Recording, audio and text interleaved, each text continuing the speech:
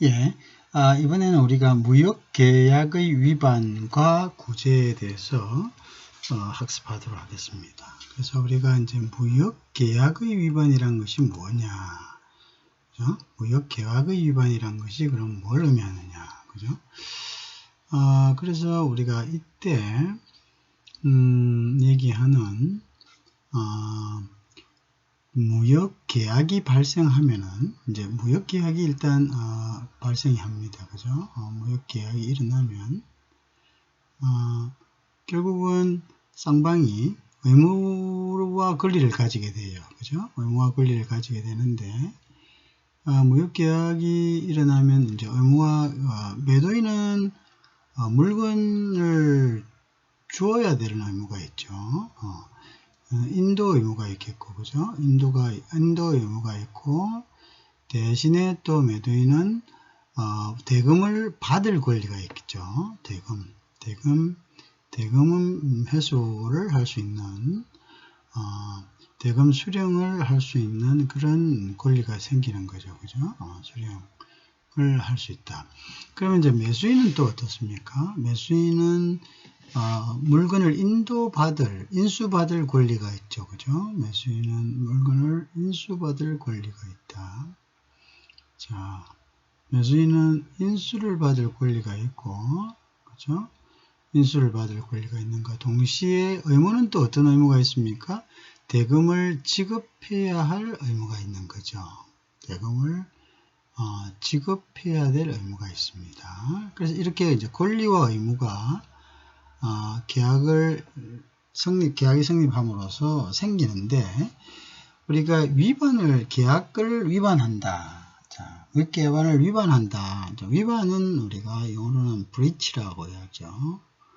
자, breach가 되면 breach of contract라고 이해합니다. 그죠? breach of contract. 영어 표현을 항상 알아놔야 되죠. 그죠? 그래서 나중에 무역 용어 같은 것도 이 내용이 그대로 이제 영어로 표현된다는 것 뿐이죠. 자, contract. 자, breach of contract가 된다는 것은 계약을 위반한다는 이야기죠. 자, 그러면 이제 계약을 위반하면은 결국은 어떤 경우입니까? 매도인의 경우는 물건을 인도하지 않는 경우고, 매수인의 경우는 대금을 지급하지 않는 경우, 그죠?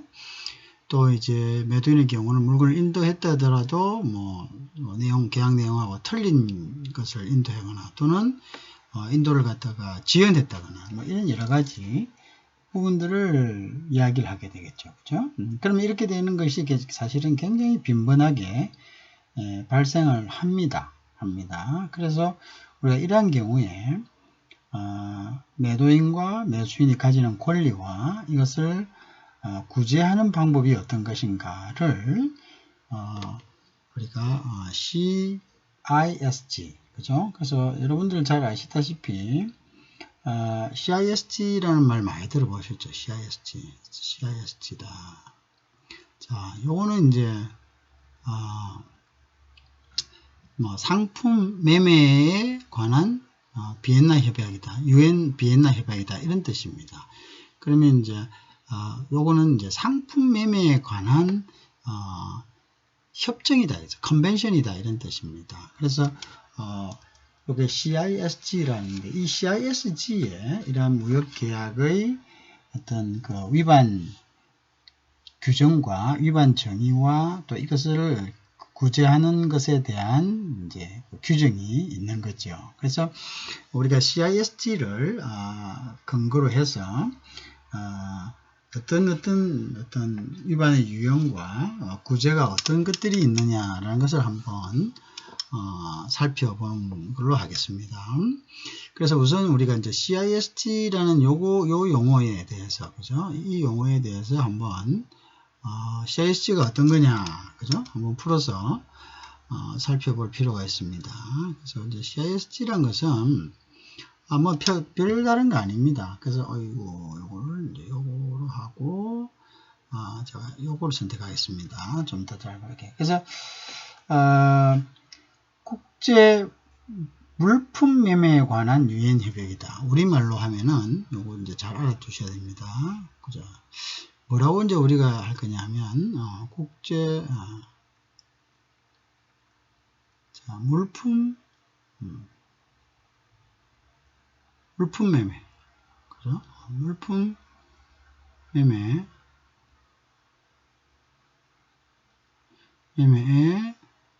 관한 자, UN 협약이다.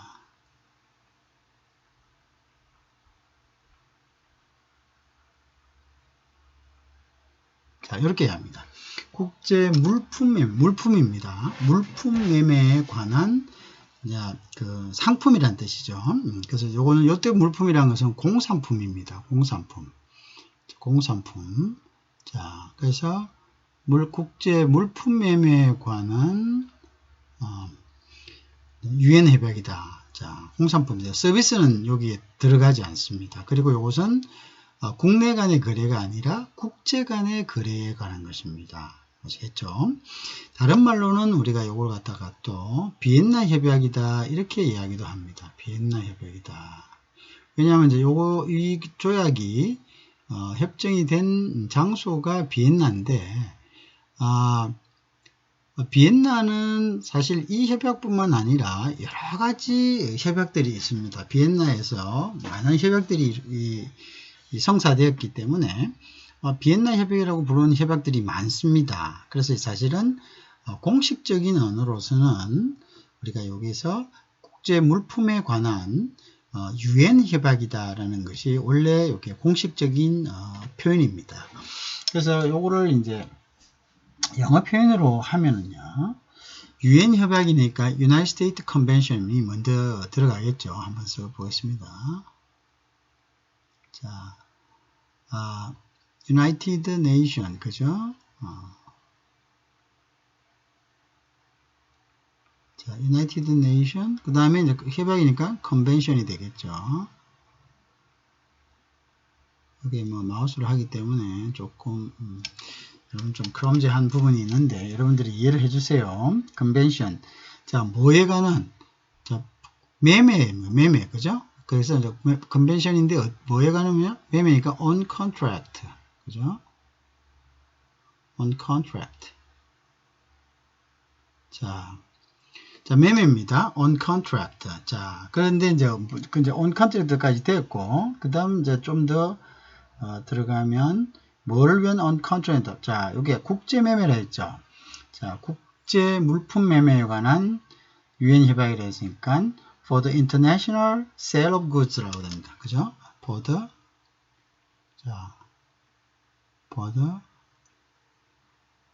international, 그죠? 밑에 보이죠?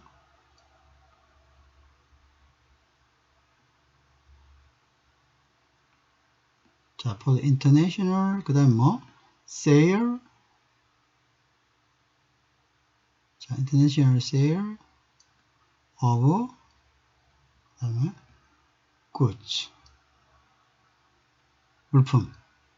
자, 요렇게 여기 이제 원어입니다. 그래서 UN 협약이라고 했죠. 그래서 UN 협약 부분이 UN 협약이라고 했습니다. 그죠? 그래서 UN 협약 부분이 여기에 있는 United Nations Convention이 되겠고요. 뭐에? 국제 물품 매매. 자, 매매니까 on contract. 그죠? 자, on contract. 자, 매매 뭐에 대한?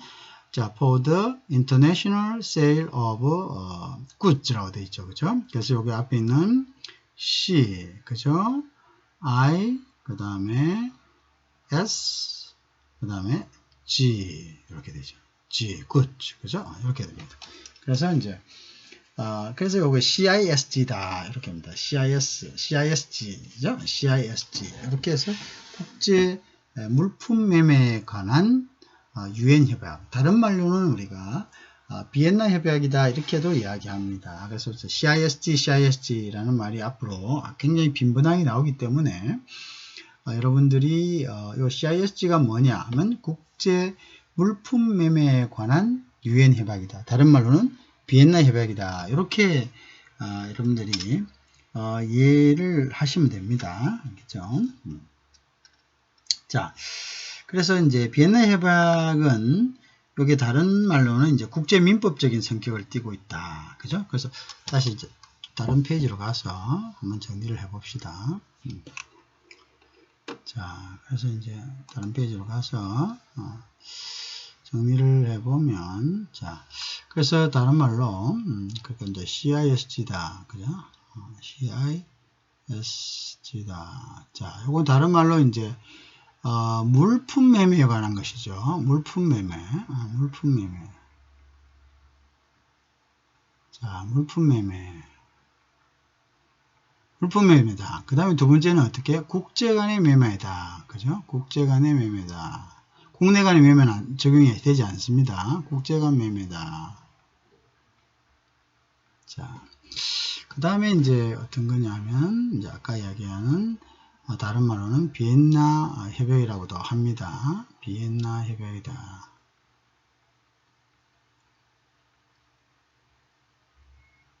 자, 그 다음에 또 뭐가 있을까요? 자, 근데 요거는 이제 그 물품 매매니까 여기서는 서비스는 제외됩니다. 서비스는 제외됩니다. 자, 나중에 제외되는 이런 예외적인 경우를 다시 하겠는데요. 어쨌든 이제 같은 서비스는 제외된다. 자, 그런데 여기는 또 요거는 이제 임의 규정입니다. 임의 규정. 자, 임의 규정이다. 강제적으로 되는 것이 아니고 임의적으로 적용된다는 것은 이 제국이라는 것은 여기 가입한 회원국을 이야기합니다. 그래서 이제 회원국 간에는 이거를 임의규정이기 때문에 배제한다라는 어떤 명시적인 표현이 없으면은 회원국 간에는 자동 적용이 됩니다. 배제한다는 어떤 명시조항이 없으면 자동 그러면 이제 적용이 됩니다. 그죠? 그래서 근데 지금 비회원국은 어떠냐? 비회원국은 채택하면은 이것은 채택하면은 적용이 되는 겁니다. 그래서 회원국은 어쩌냐? 그러면 회원국 간에는 자 자동 적용이 됩니다. 자동 적용. 자, 그럼 비회원국은 그러면 이걸 쓸 수 없느냐? 그런 게 아니죠. 이거는 말 그대로 임의 규정이라 했습니다. 비회원국 간에는 합의하면 사용할 수 있다. 그래서 비회원국은 합의다. 그죠? 자, 비회원국은 합의하면 오케이다. 그죠? 합의하면 오케이다. 무슨 알겠죠? 자, 그런 것들이 있다. 임의 규정이다. 그 다음에 비회원국과는 합의하면 오케이다. 자, 이런 것들, 이런 특징들을 우리가 알아봐야 됩니다. 그죠? 특징들을 알아봐야 되고, 자, 그래서 이제, 특히 이 CISG 같은 경우에는, 국제 계약을 묻는 데는요, 굉장히 자주 물어지는 부분이고, 우리가 나중에 여러분들이 이제 영어로 이렇게 뭐 무역영어라든지 이런 부분들에서도 굉장히 이제 CISG에 있는 내용들을 영문으로 해서 묻는 경우가 많습니다. 그럼 그게 뭐 별거 아니죠.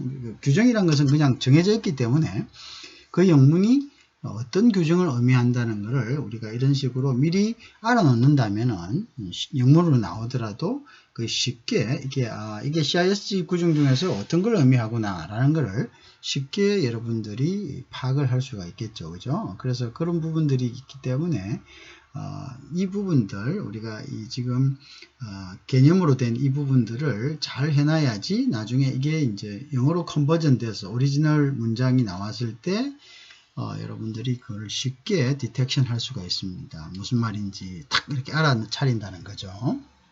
그래서 특히 이제 계약 부분과 이제 무역영어 부분에서 이제 이러한 부분들이 이렇게 이제 빈번하게 그죠? 물어지고 있다. 자, 그 다음에 이제 임의 규정인데 이게 이제 다른 면에서는 이제 국제민법과 같은 그런 규정입니다. 국제민법과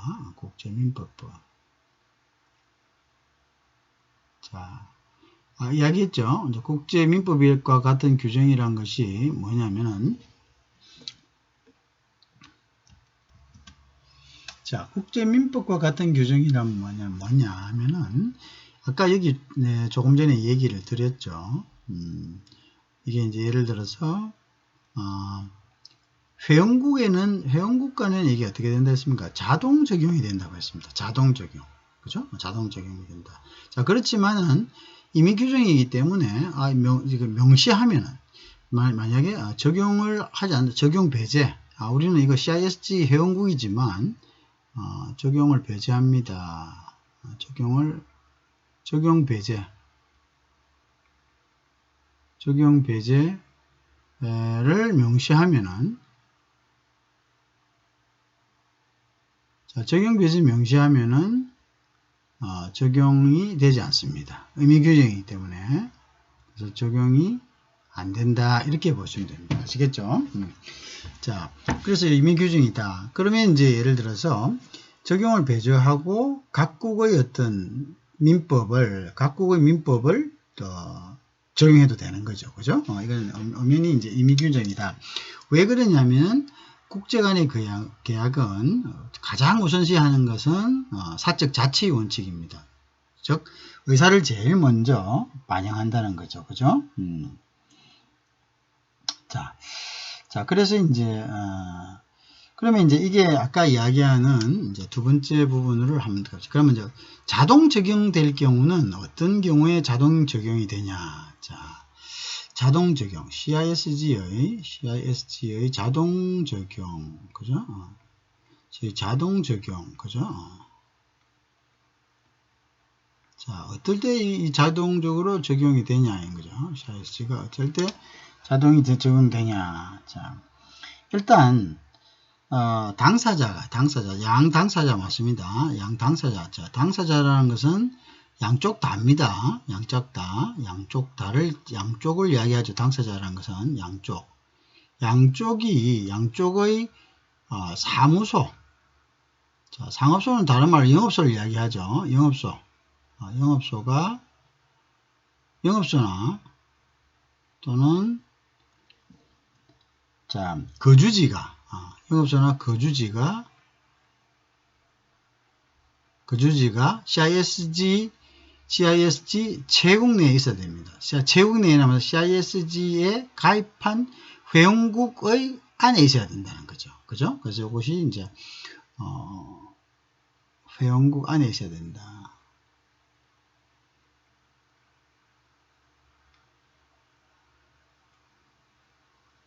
자, 회원국 내에 있어야 된다. 자, 회원국 내에 있어야 된다. 이런 뜻입니다. 자, 그래서 이제 회원국 내에 당사자, 그다음에 이제 사업소나 이런 이제 거주지가 회원국 내에 이제 있어야 된다는 것이 이제 첫 번째 조건입니다. 그래야 이제 자동 조정됩니다. 그다음 또 어떤 경우냐면은, 그러니까, 그죠? 요거는 이제 국내 물품 거래는 안 됩니다. 그러니까 이제 국제 간 거래만 적용이 됩니다. 국제 간 거래만 적용이 된다.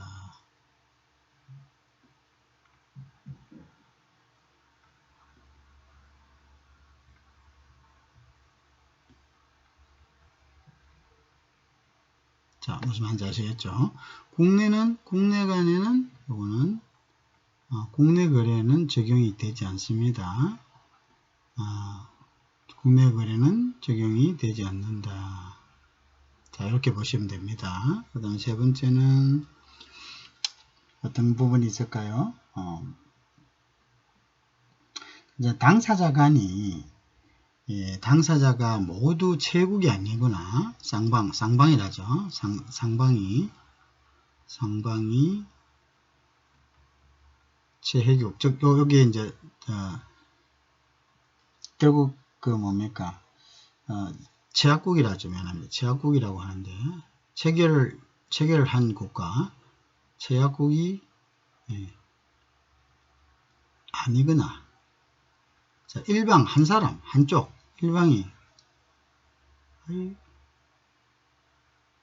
일방만, 한쪽만 체약국일 경우,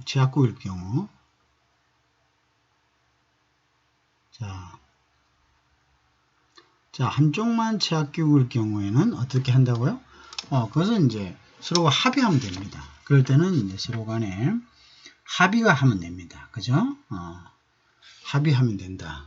합의하면 바로 적용이 된다. 이거죠. 합의하면 된다. 이건 합의가 있으면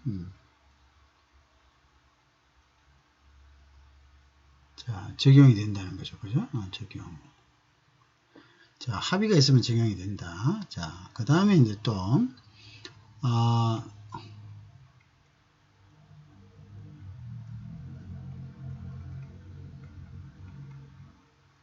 자, 그 다음에 이제 또 어떤 경우가 있습니까?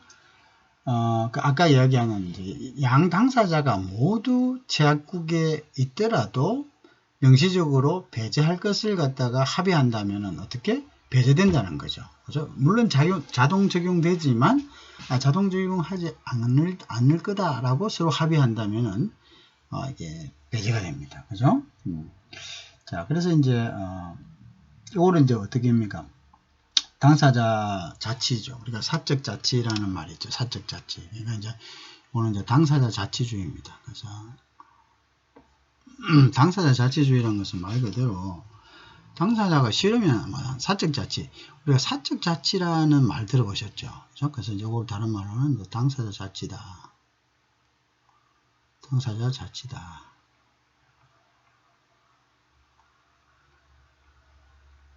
자, 당사자 자치 원칙을 존중합니다.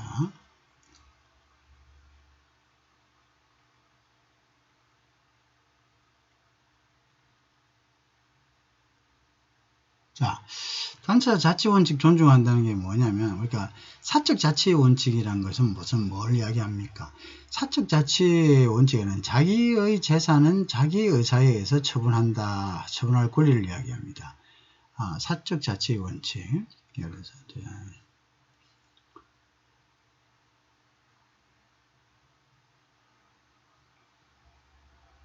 자, 이게 사적 자치 원칙이 무슨 말이냐면, 자기의 재산은 자기의 판단에 의해서 처분할 수 있는 권리를 우리가 사적 자치의 원칙이라 합니다. 마찬가지로 당사자 자치의 원칙도 당사자의 어떤 결정에 의해서 자신의 권리를 갖다가 처분한다 이런 뜻입니다. 그렇기 때문에 이게 이제 아까 이야기했다시피 자동적으로 양국이 상방이 제국이면 자동적으로 적용이 되지만 우리가 하지 말자 했을 때는 그것은 이제 당사자 자치의 원칙에 의해서 그것은 제국이라도 적용을 배제할 수 있다. 그렇죠? 적용 배제한다. 이렇게 이제 하는 거죠. 자, 그렇게 됐다. 자, 그다음에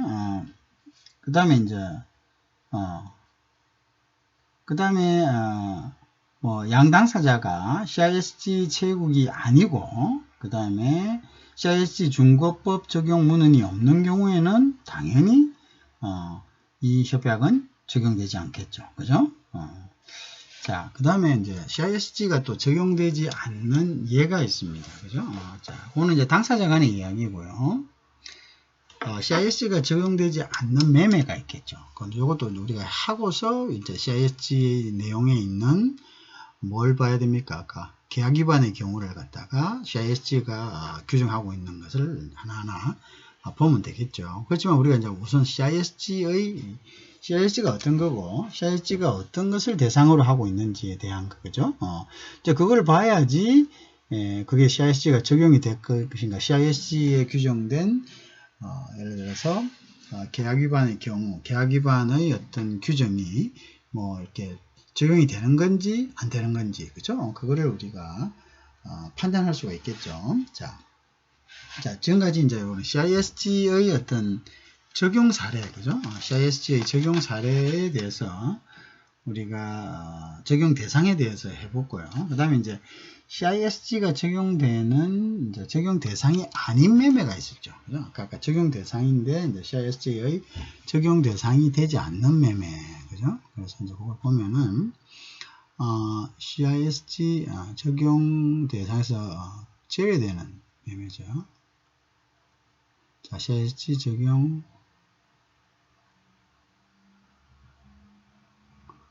제외되는 매매다.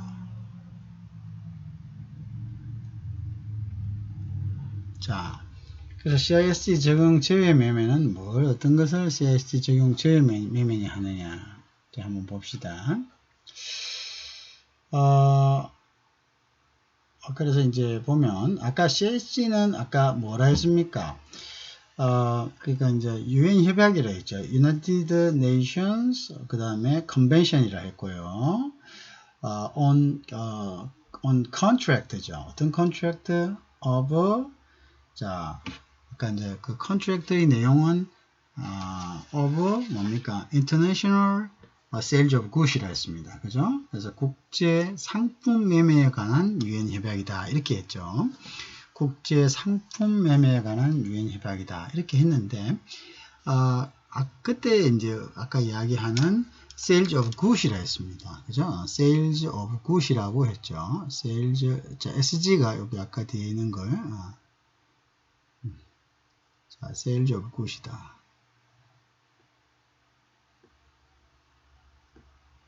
자, Sales of Goods이라고 했기 때문에, Goods. 자, 여기 이제 결국 Sales of Goods이라고 했기 때문에, 여기 이제 결국 서비스는 제외됩니다. 대상에서 제외됩니다. 서비스 제외. 자, 그 다음에 우리가 뭐 항공기라든지, 그 다음에 선박이라든지, 자, 선박인데 이제 큰 선박도 되지만 여기에 이제 소선, 작은 선박 또는 이제 부선, 자, 이런 것도 사실은 제외 대상입니다. 아시겠죠? 그런 것도 이제 우리가 제외 대상이다. 자, 그 다음에 또 어떤 거냐면은, 요게 우리가 그냥, 개인용이나 가정용으로 구매된 물품들. 그것도 우리가 이제 제외됩니다. 자, 그래서 이제 제외되는 게 첫 번째 요거고, 두 번째는, 이거는 이제 개인용. 그죠? 개인용이 뭐, 다른 말이죠. 그죠? 가정용. 다른 말로 하면 가정용, 가정용. 자, 개인용, 가정용, 가정용, 그죠? 이러한 것들의 어떤 목적으로 매매된 상품에 대해서는 또 목적물은 이거는 또 제외가 됩니다.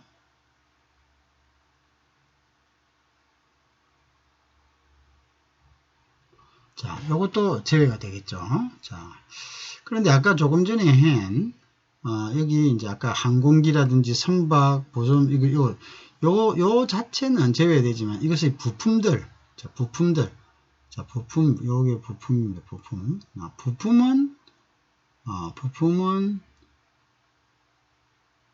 부품은 요것은 가능합니다. 무슨 말인지 알겠죠?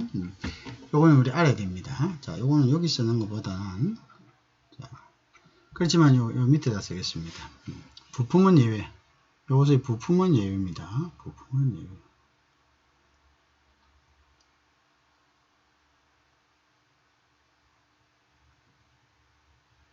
자, 부품은 예외로, 요거는 이제, 요거는 그래야, 요거는 적용이 됩니다. 적용이 됩니다. 그 다음에 이제 뭐냐면, 우리가 이제,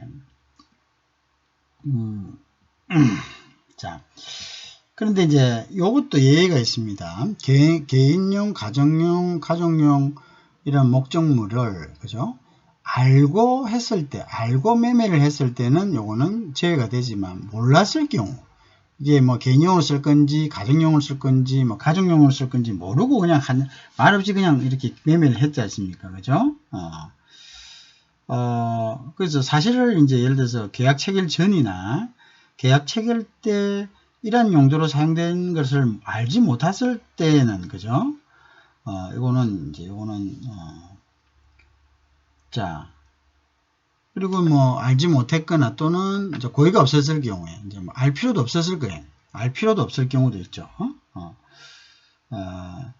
알 필요도 없거나 알지 못했을 때는 요거는 사실은 CISG가 적용이 된다. 이렇게 보셔야 됩니다. 알겠죠? 자. 자, 그 다음에 이제 요거는 예를 들어 이것도 한번 해볼까요? 그래서 개인용, 가정용, 이런 목적물인데, 이걸 갖다가, 알지 못했거나 알 필요도 없었을 때,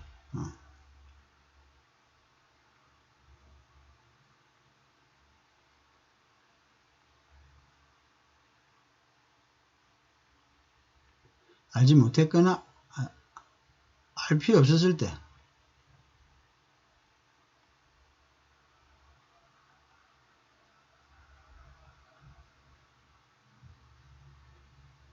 이때는 적용이 된다. 뭐가 적용되나? CISG가 적용되는, CISG 규정이, CISG가 적용이 된다는 이야기입니다. 아시겠죠? 자, 개인용, 가정용 이런 물품이 예를 들어서 알지 못했거나 알 필요도 없었을 때, 그때는 우리가 모르고 팔았을 때 이거죠. 그럴 때는 이거는 CISG로 CISG 규정들, CISG에 있는 규정들이 적용이 된다. 그죠? 자, 아까 여기 이제 선박도 있는데 조그만 선박, 소선, 이거 베슬이라고 하죠. 베슬. 그 다음에 부선들, 저 허버크래프트, 이런 것들은 아까 안 된다 했지만 그것의 어떤 부품은 됩니다. 그 다음 서비스 안 된다 했죠, 대표적으로. 그죠? 자, 그 다음에 경매 물품도 안 됩니다. 그 다음에 다시 넘어가서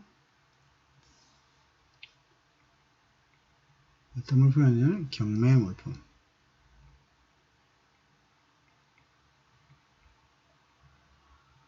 자,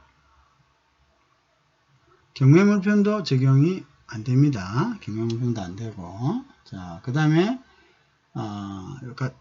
같은 거니까 뭐 강제 집행된 거, 그죠? 강제 집행, 그죠?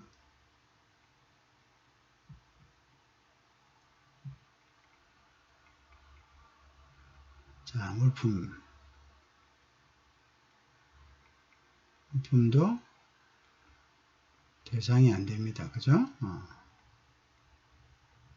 자, 강제 집행된 것도 안 됩니다. 그 다음에 이제 우리가 전기도 안 됩니다, 전기 매매도 사실 눈에 보이지 않죠. 그 다음 아까 뭐 당연히 아까 서비스 같은 거 안 되겠죠. 서비스 매매. 자, 이것도 이제 안 되죠. 이것도 적용이 안 됩니다. 서비스 매매가 안 되죠. 자, 이제 그렇다. 그 다음에 또 주식, 그 다음에 뭐 지분이라든지 투자증권이라든지 유통증권, 통화 이런 거, 이런 것도 안 됩니다. 이것도 사실은 이거 물건이 아니잖아요, 그죠? 이거 예를 들어서 뭐 주식이라든지 지분, 그죠? 그 다음에 이제 유통증권,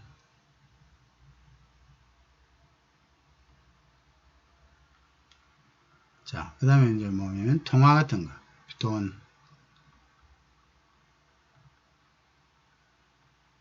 자, 요것도 전부 뭡니까? 안 된다. 알겠죠? 이런 것들을 우리가 이제 알아놔야 된다.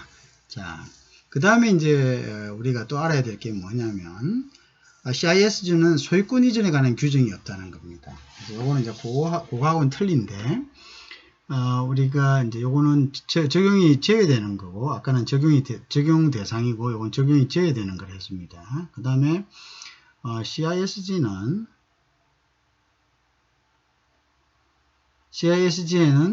뭐냐면 뭐가 없다고? 소유권 이전에 관한 규정이 없습니다.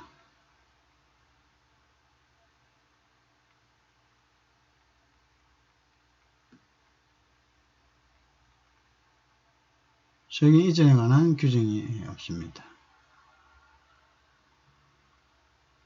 자, 소유권 이전에 관한 규정이 없다. 이렇게 보시면 되겠습니다. CISG에는 소유권 이전 규정이 없다. 이렇게 보시면 되겠네요. 자, 이제 이런 것들이죠. 이제 이런 것들이 우리가 기본적으로 CISG에 관한 것을 이제 알았으면 되겠죠. 그죠? 그래서 이제,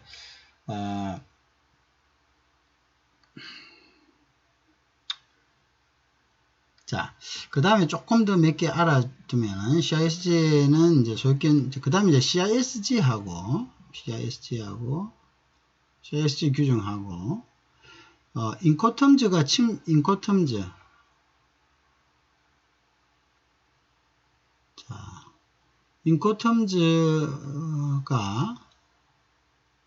인코텀즈가 충돌할 때는,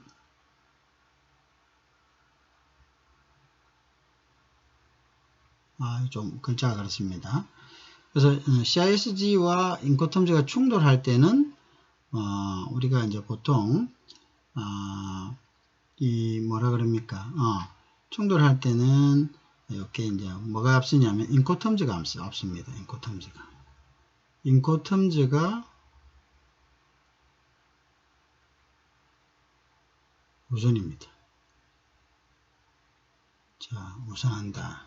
인코텀즈가 우선한다. 이렇게 보시면 됩니다. 그래서 CISG와 인코텀즈가 충돌할 때는 인코텀즈가 우선한다. 이렇게 보시면 돼요. 자, 조금 기본적인 거고, 우리가 영미법에서 또 한 가지 해야 될 게,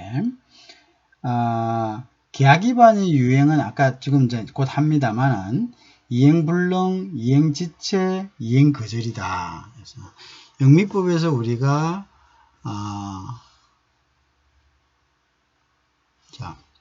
우리가 영미법에서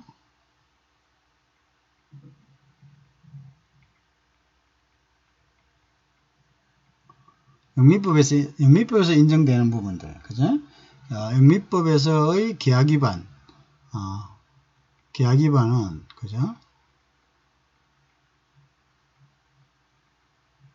자, 계약 위반에 해당되는 유형은 어떤 것이 있느냐? 자, 영미법에서는 요거는 이제 우리가 잘 이제 이행불능, 이행지체, 자, 이행불능, 그 다음에 이행지체, 자, 그 다음에 이제 뭐냐면 이행거절이다. 곧 합니다. 이행거절이다. 자, 영미법에서의 계약 위반 유형은 이행불능, 이행지체, 그 다음에 요거 잘 안 보이죠? 이행지체입니다. 이행지체, 그 다음에 이행거절이다. 이렇게 보시면 됩니다. 근데 이제 우리가 불완전 이행, 즉 incomplete performance는 요거 세 개가 이제 영미법에서 이제 유행인데, 여기서 그런데 여기에 이제 완전하지 않은 incomplete, 불완전 이행은 영미법에서 인정하는 계약 위반은 아니다. 계약 위반은 아니다. 요거는 이제 영미법에서는 인정하지 않습니다. 아시겠죠? 요거는 영미법에서는 인정하지가 않습니다. 자, 요거는 불인정. 자, 요거는 불인정한다.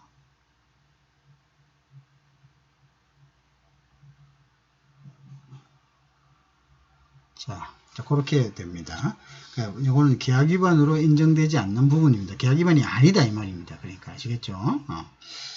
자, 그렇게 해놓고 우리가 이제 그러면 이제 계약 위반의 유형이 어떤 것이 있느냐, 그죠? 자, 그 다음에 이제 여기서 여기에 있는 이행지체, 아까 방금 했죠? 이행거절, 이행불능, 그죠? 그 다음에 불완전 이행, 요거를 갖다가 했는데, 요 불완전 이행은 영미법에서는 브리치로 인정하지 않습니다. 요거는 이제 우리는 이제 공부는 하는데요. 하나의 위반 형태로 하지만 요거는 영미법에서는 인정하지 않다. 자, 우리는 어떤 형태입니까? 우리는 대륙법입니다. 그래서 대륙법에서는 요거는 이제 인정이 된다. 자, 불완전 이행이다. 이렇게 되는 거죠. 불완전 이행이다. 자, 그러면 이제 보면 하나하나를 우리가 이제 그 이행지체, 이행불능, 이행거절이 어떤 거고 또 불완전 이행이란 것이 어떤 건지를 다시 한번 살펴봅니다. 자, 그래서 그래서 계약 위반의 사례를 보면요. 자, 계약 위반 보면 우선 우리가 첫 번째가 이행지체입니다.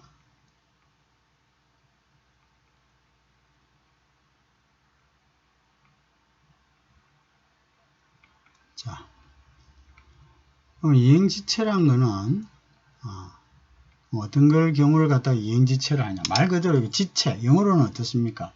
영어로는 딜레이입니다. 딜레이. 이행은 영어로 우리가 퍼포먼스라고 이야기합니다. 그래서 딜레이. 자, 뭐가 딜레이가 됐습니까? 오버 퍼포먼스입니다.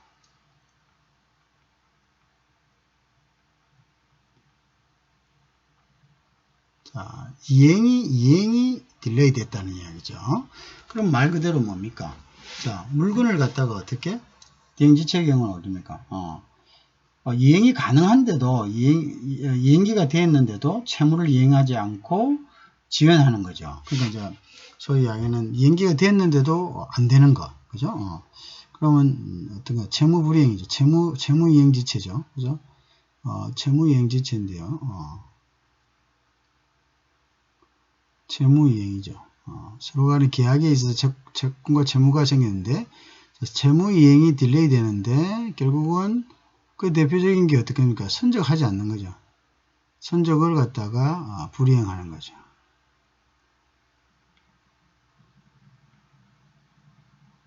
자, 선적 불이행한다. 자, 매도인 경우 선적 불이행하죠. 그죠? 그 다음에 이제 뭡니까? 또는 선적을 조금 지연시킨다든가 대금 지급을 하지 않는 거죠. 선적 지연이라든지 선적을 아예 하지 않는다는 거, 그다음에 선적을 늦게 한다는 거, 그죠? 그 다음에 이제 대금을 수입자의 경우는 대금을 주지 않는 거, 대금 지급을 갖다가 불이행하는 거죠. 뭐 재금 지급을 거절한다든지 아니면 이행하지 않는다든지 뭐 이런 거죠. 이런 것들을 우리가 delay of performance 거절이 아니라 대금 지급을 갖다가 지연하는 경우가 되겠죠. 거절이라기보다는 대금 지급을 뭐 어떻게 합니까? 대금 지급을 지연이죠. 지연한다.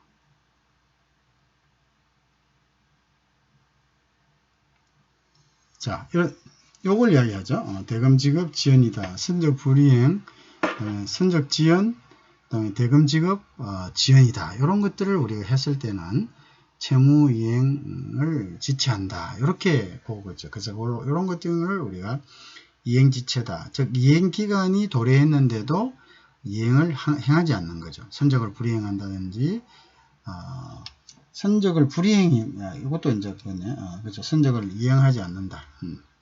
그 다음에 이제 지연한다.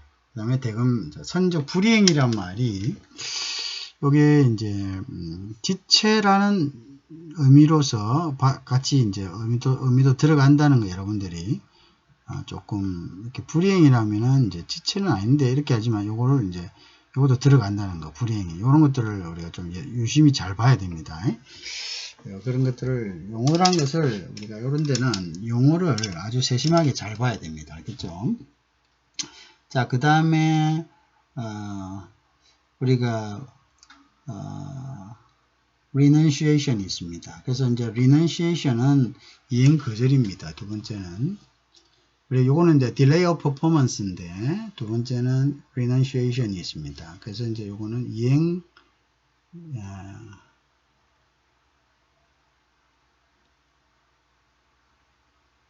거절입니다. 자, 아예 거절하는 겁니다. 영어로는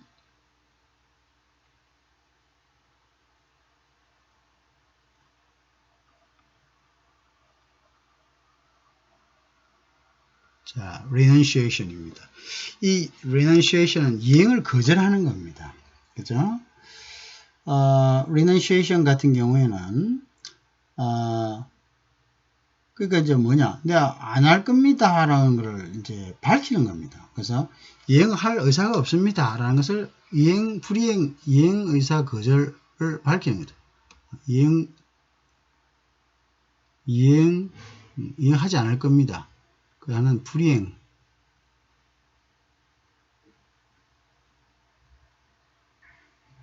자, 불이행 의사를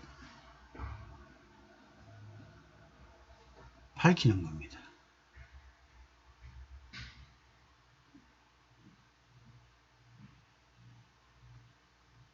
자, 불이행 의사를 갖다가, 이행 안 할랍니다. 안 할랍니다. 그죠?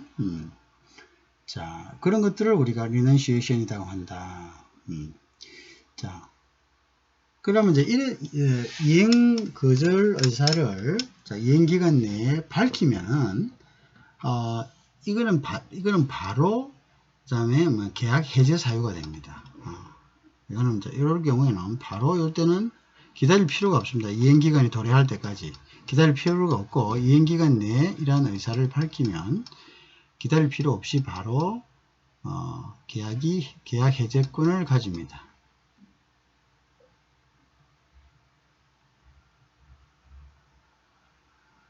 자, 계약 해제권이 발동되고요.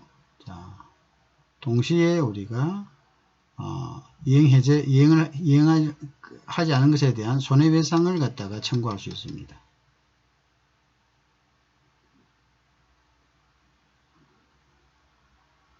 자, 무슨 알겠죠? 이거 발동이 되고 손해배상이 청구된다.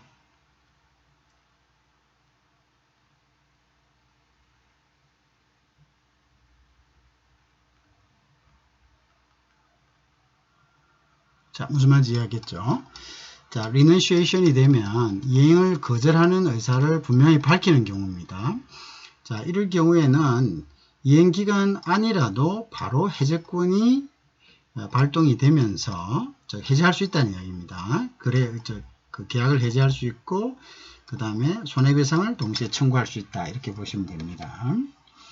자, 그것이 이제 이행 거절, 리넌시에이션이다. 그죠? 자, 근데 이제 요것의 거절의 의사는 항상 상대방에게 도달돼야 됩니다. 그죠? 그래서 통지는 상대방에게 통지될 때, 그죠? 발생합니다. 그래서 상대방에게 통지될 때.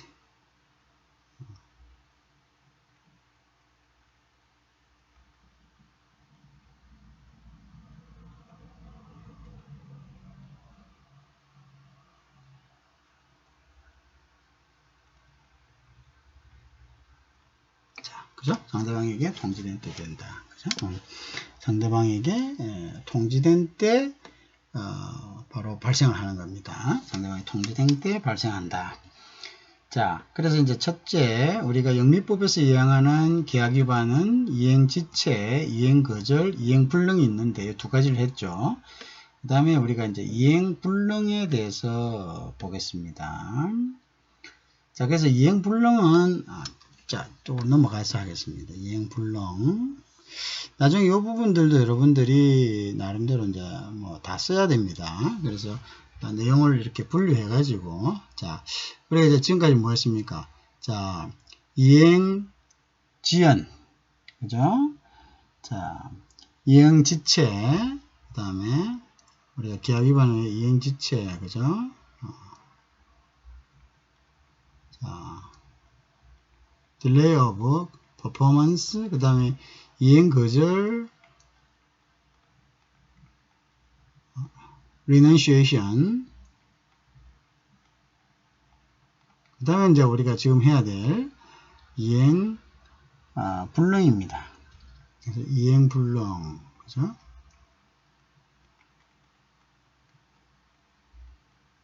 자, 요 세 개는 영무법에서 이해하는 이제 요거는 소위 이야기하는 이제 영미법에서 인정하는 계약 위반의 경우죠. 자, 요 이제 이행 불능은 다시 몇 개로 나눕니다. 자, 어떻게 나누냐? 첫 번째는 우리가 원시적 불능.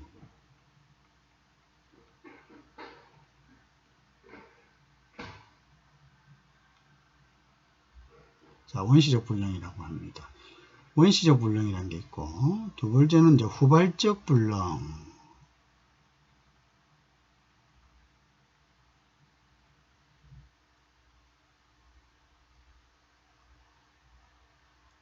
자, 그 다음 이제 세 번째는, 계약의 좌절입니다. frustration, 즉, 계약의 좌절.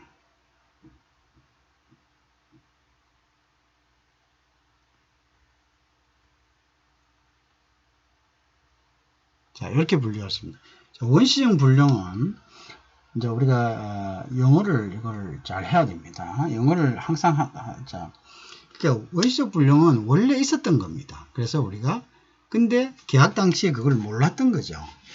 원시적 불능은 원래 불능인 것을 계약 당시에 모르고 계약을 체결한 것을 우리가 원시적 불능이다. 그래서 원래 있었기 때문에 이거는 영어 표현은 existing 그다음에 뭡니까? impossibility라고 합니다. 그죠? possibility는 가능이지만 impossibility인데 근데 존재하고 있던 불능이라다 이렇게 이야기해요. 그래서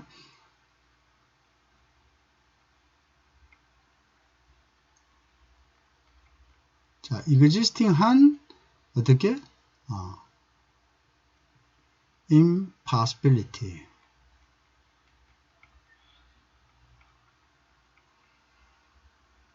자, 그래서 존재하고 있던 불능이다. 그래서 existing impossibility다. 이렇게 이야기합니다. 이걸 우리가 원시적 불능이다. 이렇게 합니다. 자, existing impossibility다. 이렇게 이야기하죠. 자, 그 경우 어떤 거냐? 아까 이야기했죠. 요거는 이제 존재하고 이미 불능인데 모르고 계약을 체결합니다. 이미 불능. 이미 불능이라는 것은 계약 전 불능입니다. 그럼 예를 들면 어떤 겁니까? 이미 불탄 집이라든지 이미 타버리고 없는 집을 계약하는 거죠.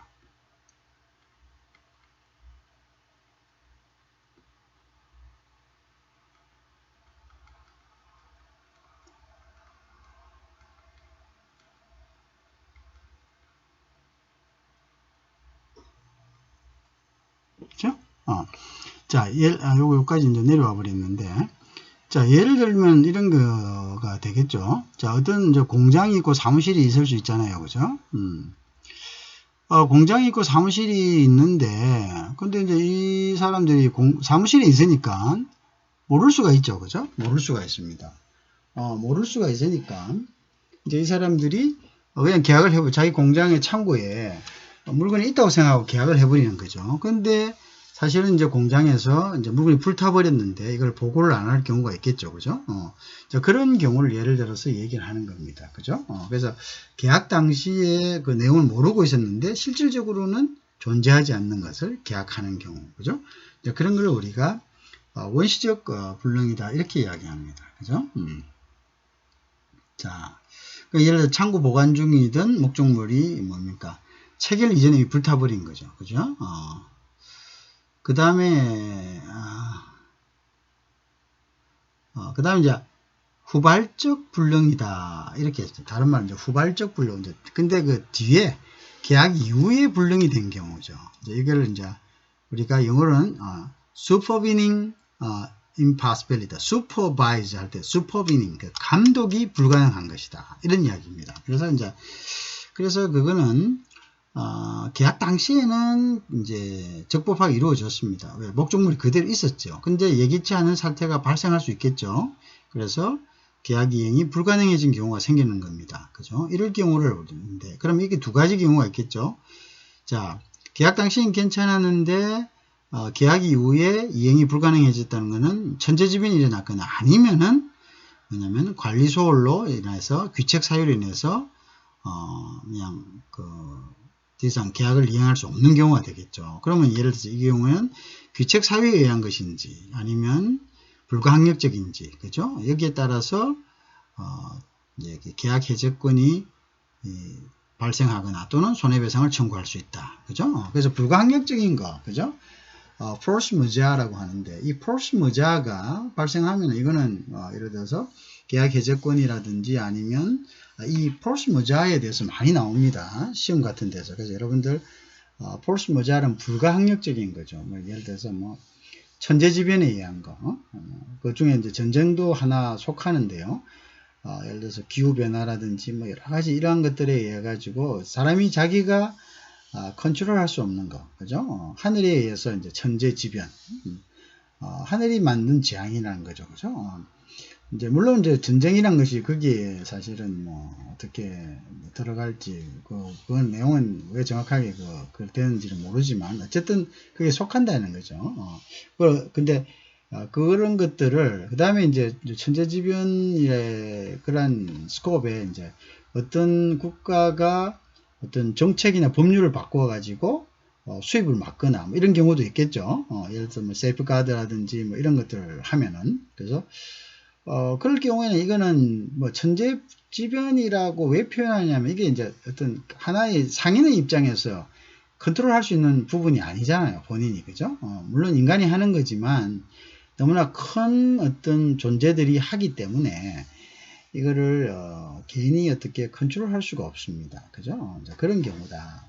자, 그래서 이제 그 후발적 불능은 아까 영어를 일단 표시합니다. 영어 표현이 굉장히 중요하다고 했습니다. 그래서 뭐 영어를 자주 사용하려고 이렇게 하는 것이 아니고, 왜냐하면은 이게 나중에 아까 이야기했죠. 어떤 경우는 무역 영어로서 나오지 않아도 또 이제 어떻게 나옵니까? 표현 자체를 영문으로 그냥 표현하는 경우도 있습니다. 막 섞어가지고. 왜냐하면 원래 무역이란 것 자체가 영어를 전부 다 우리는 이걸 이제 편에 의해서 한글로 배우지만 모든 것이 다 뭡니까? 영어로 이루어지는 거죠. 이 모든 내용들이 결국은 수출자나 수입자 간에 뭐로 이루어지죠? 영문으로 이루어지는 겁니다. 그렇기 때문에 영어 표현을 우리가 원칙적으로 영어 표현으로 배우는 게 원칙이죠. 그죠? 원칙적으로 영어로 배우는 게 원칙이죠. 그죠? 자, 그래서 이제 이런 거다. 그래서 우리가 슈퍼비닝이라. 자, 그래서 영어 표현은 슈퍼비닝이다. 자, 그래서 이거는 감독이 불가능한. 그죠? 자, 슈퍼바이저인데 슈퍼비닝. 자, 슈퍼비닝한 슈퍼비닝이 impossibility 하다. 감독이 impossibility 하다.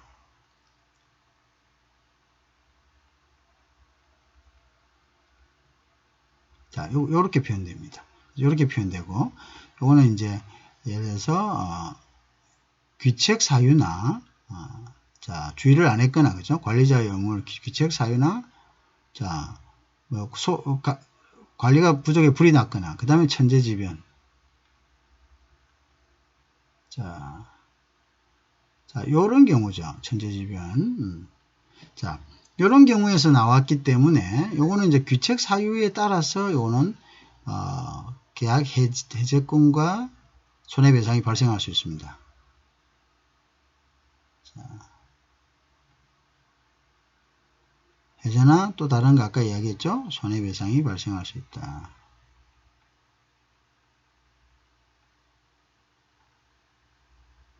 자, 요거는 이제 거기에 따라서 달라질 수가 있습니다. 계책사유나 손해배상.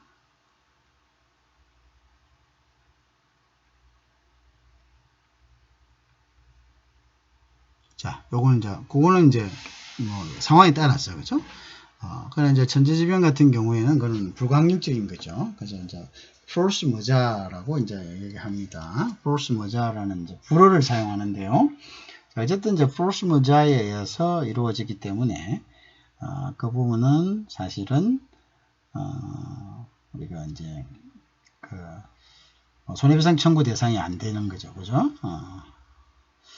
자, 그 다음에 하나 더 하면, 자, 그거는 이제 후발적 불능은 이제 그렇게 된다는 거.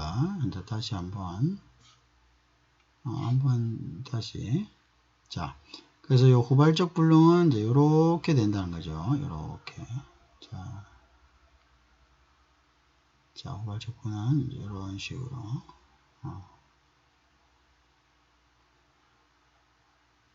자, 아시겠죠? 이렇게 된다. 자, 그죠? 그렇게 된다. 자, 그 다음에 우리가 봐야 될 것이, frustration입니다. 기하의 좌절. 여기 나오는 요 단어들, 여러분들 알죠? 요 frustration. 요 굉장히 중요합니다. 몇 번을 강조하지만, 그대로 frustration이라는 말로 해가지고, 예를 들어서 설명하는 내용은 이렇게 나오죠. 그러면 우리가, 요거는 frustration이구나. 기하의 좌절이구나. 이렇게 이제 파악을 할 수 있어야 되는 거죠. 그래서 항상 이제 그런 부분들. 그래서 요거는, 아이쿠. 자, frustration이다. 영어 표현을 항상 같이 해야 됩니다.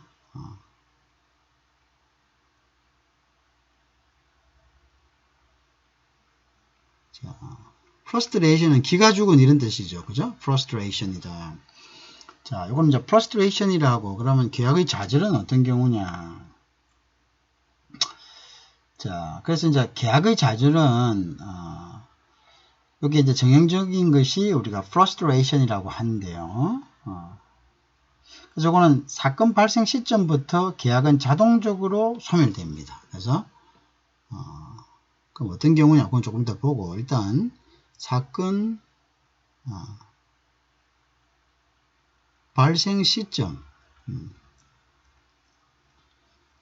부터 요때부터 계약 자 자동 사건이 발생하는 그 시점부터 계약은 자동 소멸됩니다. 그 시점에 무슨 알겠죠? 자, 그래서 이제 계약은 자동 소멸된다. 그죠? 자, 근데 이제 요거는 어떻게 해야 되냐면은 요거는 사전에 이러한 frustration의 경우에는 사전에 면책된다라는 그 불가항력 조항을 명시해 두어야지 요거 이제 frustration하고 아까 force majeure하고 이런 부분들이 시험에 아주 잘 나옵니다. 구별하는 부분이죠. 그렇죠? 구별하는 부분. 자, 그래서 frustration은 즉 계약의 좌절은 사전에 이걸 명시해야지만 이제 면책이 됩니다. 그래서 사전 명시, 사전에 명시를 해야지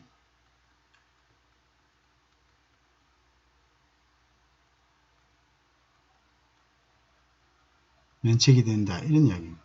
무슨 알겠죠? 사전에 명시해 놓지 않으면 이제 뭡니까? 면책이 안 되는 겁니다. 알겠죠? 요거는 이제 자, 그래서 그 중에서 우리가 이제 아까 이야기한 내가 전쟁이라는 이야기를 했는데 전쟁은 불가항력에 속하지만 오리지널 불가항력이 아닙니다. 예를 들어서 이제 그 아주 좋은 예가 frustration 중에 하나 얘가 전쟁인데요. 자, 요거 조금 더 설명하면서 하겠습니다. 아까 내가 전쟁은 그게 불가항력에 속하지만 그것을 사전에 명시해 두지 않으면은 면책되지 않습니다. 전쟁이 일어나서 예를 들어서 아까 불가항력이 일어난 경우, 그죠? 일어난 경우에는 이것을 우리가 후발적 불능으로 해서 불가항력으로 해서 면책되지 않습니다. 그것은 반드시 명시를 해야 된다는 거죠. 명시했을 때 우리가 뭐 어떻게 된다고? 그거는 이제 불가항력 인정된다. 그것이 바로 우리가 뭐냐면 이 전쟁은 후발적 불능 중에서 불가항력 중에서 따로 떼서 frustration에 즉 계약의 좌절에 속한다 이거죠. 계약의 좌절은 사건이 발생되는 시점부터 효력을 발생합니다. 그렇죠? 계약적. 그러면서 계약이 자동적으로 소멸되는 거죠. 이때부터. 자, 그래서 요거는 이제 또 우리가 좌절의 종류는 어떤 것이 있는지 그거는 다시 조금 더 추가적으로 합니다. 자, 그래서 어쨌든 요 부분은 이렇게 해서 이거는 계약의 좌절에 속한다라는 거죠. 그거를 여러분들이 자 아셔야 되겠죠. 자, 그러면 우리가 frustration의 경우는 자, 다시 한번 이야기합니다. 계약의 좌절이다. 그죠? 이거는 사건이 발생하면은 자동적으로 계약이 소멸합니다. 자, 그러나 이제 이 경우에 있어서 사전에 반드시 명시를 해놔야 된다. 이런 이야기가 있습니다. 자, 그래서 이제 자동적으로 소멸된다. 그러나 이러한 사항들이 사전에 계약서상에 미리 명시되는 당사 면책되는 불가항력 조항을 명시해 두어야 그죠? 됩니다. 자, 그래서 이제 그러면 이제 어떤 경우가 있냐 보죠. 사전에 이제 프로스트레이션은 사전에 명시해 둬야 된다. 자, 그래서 다시 계약의 좌절. 자, 계약의 좌절 예를 한번 봅시다. 자, 그래서 우리가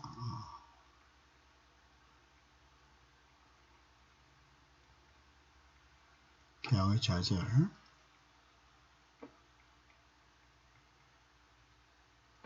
자, 이걸 아까 뭐라고? frustration.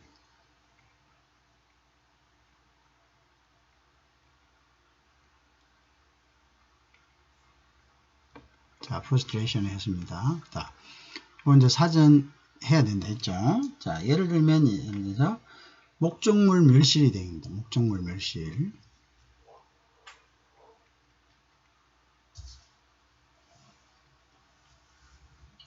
목적물이 없어져 버리는 거예요. 그러면 이 순간 자동적으로 이유는 자, 어떤 경우에 선박 화재 침몰 폭발, 선박 화재라든지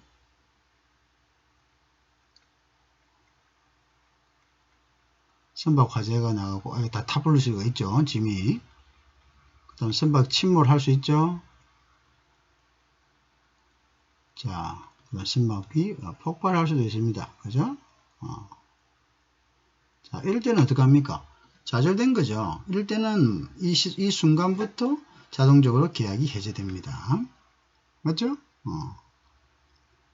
자, 그 다음에 이제 어떤 경우가 있습니까? 자, 불가항력이죠. 불가항력.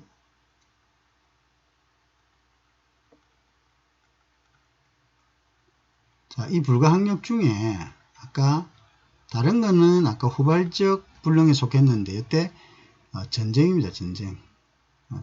전쟁이 요거는 프로스트레이션에 속한다. 불가항력 쪽에. 불가항력적인 것이 발생했을 때, 자, 요런 것들은 사전에 명시가 돼야지 됩니다. 그죠? 자, 그 다음에 이제 정부가 아까 이야기했죠. 수출입 금지 조치하고 간섭할 마. 수출입 하지 마라. 이런 것들을 법률이나 강행 규정의 변동으로, 그죠? 금지되는 경우죠. 그죠? 계약 체결후 정부의 정부 수출 금지. 수출입 금지가 되겠죠. 수출입 금지. 금지 조치죠. 여기 수출입 금지 조치가 결국 어떻게 됩니까? 자, 여기 이제 법률이나 강행 규정으로, 그죠? 법률이나 강행 규정으로 되는 거죠. 법률이나 강행 규정으로.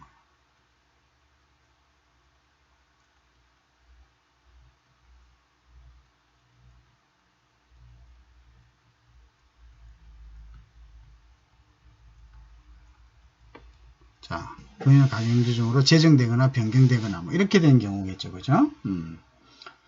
자, 이제 요거까지가 사실은 영미법에서 위반되는 뭐라고 했습니까? 세 가지가 있었죠. 지체, 거절, 좌절.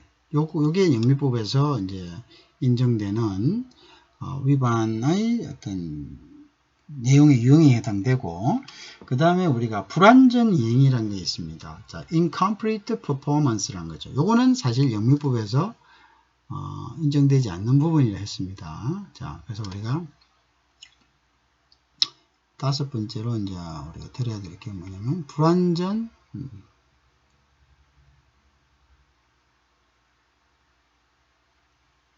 이행이다. 자, 불완전이라니까 complete의 반대말이 incomplete.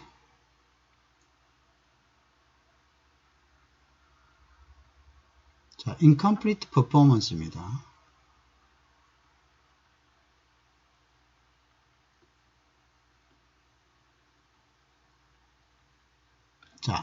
incomplete performance는 불안정한 이행이다. 자, 근데 이행은 이루어졌는데 완전한 것을 할 수 없는 거. 자, 그러니까 그러면 이제 예를 들어서 어떤 것입니까? 자, 요거는 이제 대금 미완납. 대금이 완전히 다 안 들어온 거죠.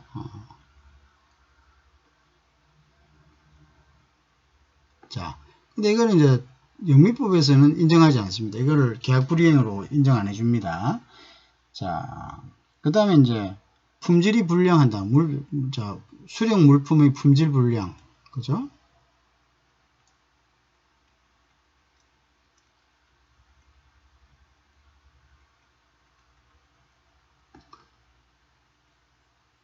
자, 품질 불량하는 거. 그죠? 그런 것들이죠. 그런 게 이제 뭐 그런 것들입니다. 그 다음에 수량 부족이라든지, 이런 거죠. 그죠? 수량 부족.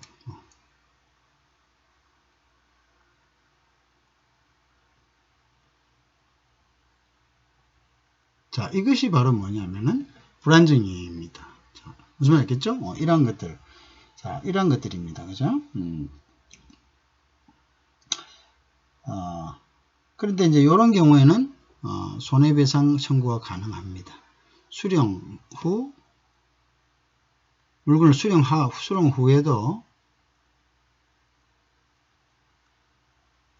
자, 손해배상을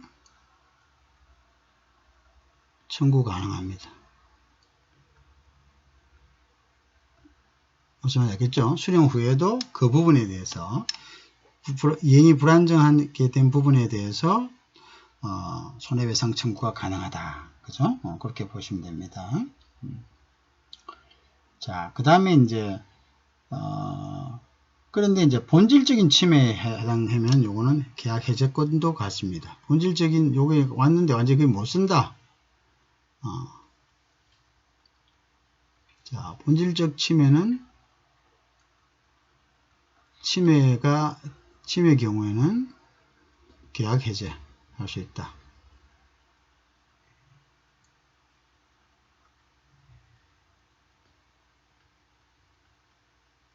자, 이해하시겠죠? 그죠? 품질이 너무 불량해가지고, 그죠? 아예 쓸 수가 없다. 그러면 이거는 이제 계약 해제가 가능하겠죠? 그죠?